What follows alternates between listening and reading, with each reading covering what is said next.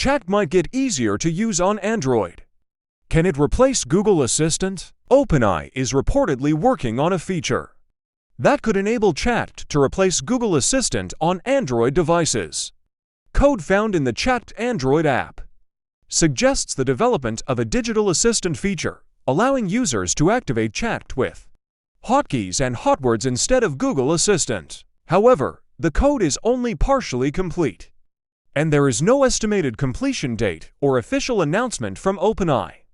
While Chat may not replace Google Assistant's integrated functional it could offer an alternative for users who primarily want to interact with AI. The development coincides with Google's updates, including the Bard feature and the Gemini update, which may impact the competition between Google Assistant and Chat. Thank you for watching. If you need licenses for Office, Windows, or any other products, please visit buffcom.net.